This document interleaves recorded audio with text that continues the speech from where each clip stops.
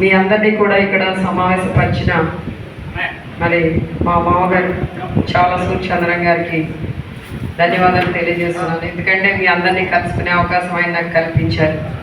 మరి ఈ రోజున మీ అందరికీ నేను చెప్పేది ఒకటే, గతంలో మన రాష్ట్రానికి ఎంతోమంది ముఖ్యమంత్రులు వచ్చారు. ఏ ముఖ్యమంత్రి కూడా మనల్ని గుర్తించినట్లుగా, మనల్ని గౌరవించినట్లుగా గతంలో ఏ ముఖ్యమంత్రి చేయలేదు. అందరూ కూడా మన బీసీ సోదరులందరినీ కూడా ఓట్ బ్యాంక్గా చూశారే తప్ప మన కుటుంబంలో పరిస్థితులు మార్చాలని, మనందరికీ కూడా రాజ్యాధికారాన్ని అందించాలని చెప్పి ఎవరూ ఆలోచన చేయలేదు. జగన్ అన్న ఒక్కరే ఆ విధంగా ఆలోచన చేసి ఈ రోజున మరి బీసీలందరికీ కూడా మరి కార్పొరేషన్లు ఏర్పాటు చేయడం, అందరినీ గుర్తించడం, గౌరవించడం, చైర్మన్ పదవులు ఇవ్వడం, ఈ రోజున ఎంపీ పదవులు, ఎంపీ సీట్లు ఇచ్చారు, ఎమ్మెల్యే సీట్లు ఇచ్చారు. ఇలా అంటే ప్రత్యేకంగా మన యాదవాసుకి ఇవ్వడం అనేది మీరు గమనించాలి. ఈ రోజున మరి ఇంత రాజ్యాధికారాన్ని మన బీసీలో ఉన్న మనల్ని, మన యాదవాసుని గుర్తించి గౌరవించడం అనేది నిజంగా మనం గర్వించదగ్గ విషయం. మీరంతా కూడా మరి మీరెవరు ఎప్పుడు ఎవరిని ఏమీ అడగలేదు. మీరు అడిగారా మా యాదవాసికి ఎంపీ సీట్లు ఇవ్వండి అని ఎక్కడైనా అడిగారా? మా యాదవాసికి ఎక్కడైనా ఎమ్మెల్యే సీట్లు ఇవ్వండి అని కేటాయించండి అని అడిగారు? మీరు అడగలే. కానీ జగనన్న గుర్తించారు, మీ అందరినీ గౌరవించారు ఈ రోజున. అంతేకాకుండా మన బిడ్డలందరినీ కూడా చదివించడానికి, అలానే మన కుటుంబ పరిస్థితులు మారడానికి, మన మహిళలందరూ కూడా మహిళా సాధికారత సాధించడానికి ఇలా రకరకాల పథకాలన్నీ కూడా మన ఇంటికే పంపిస్తున్నారు జగనన్న. అంటే ఈ రోజున జగనన్న ఇచ్చిన సంక్షేమ పథకాలని టీడీపీ వాళ్ళు కావాలని దుష్ప్రచారం చేస్తూ ఏమని మాట్లాడారు? ఆంధ్రాన్ని అప్పుల పాలు చేసేస్తున్నారు, కరోనా విపత్తు, ఇవి కాకుండా మళ్ళీ అన్నీ అందించాలంటే చాలా కసరత్తు చేయాలి. ఊరికే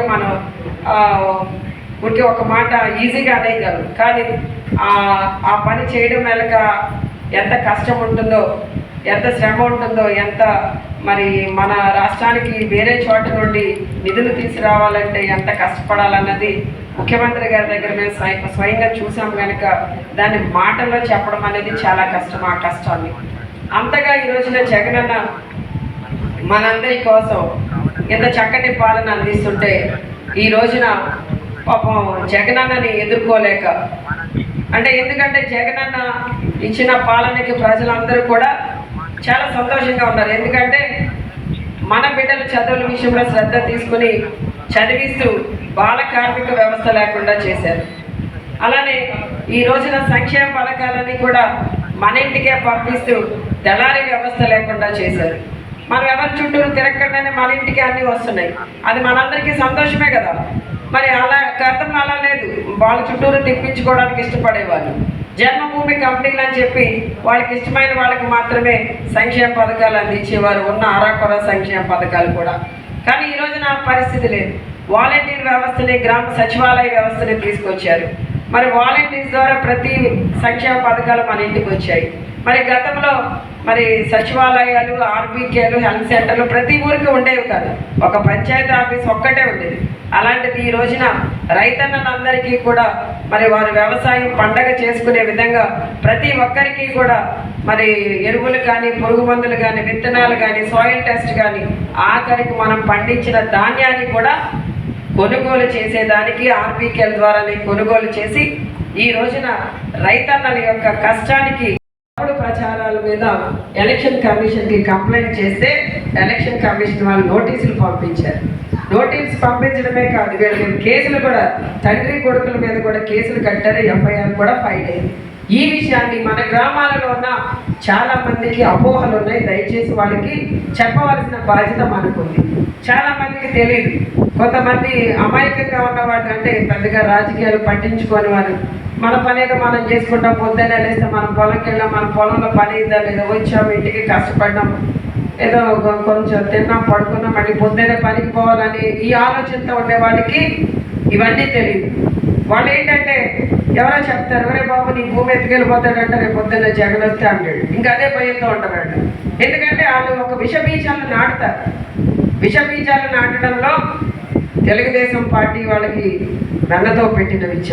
కనుక దయచేసి ఇలాంటి దుష్ప్రచారాలన్నీ కూడా మనం తిప్పికొట్టాలి. మీరందరూ కూడా కాస్త ఈ 2-3 రోజులు కూడా మనకి తెలిసిన వాళ్ళకి చెప్పండి, కొంతమంది అపోహలతో ఉండే వాళ్ళకి ఈ విషయాన్ని తెలియచేయండి. జగనన్న అందరికీ భూములు ఇచ్చేవాడే కానీ భూములు లాక్కునేవాడు కాదమ్మా.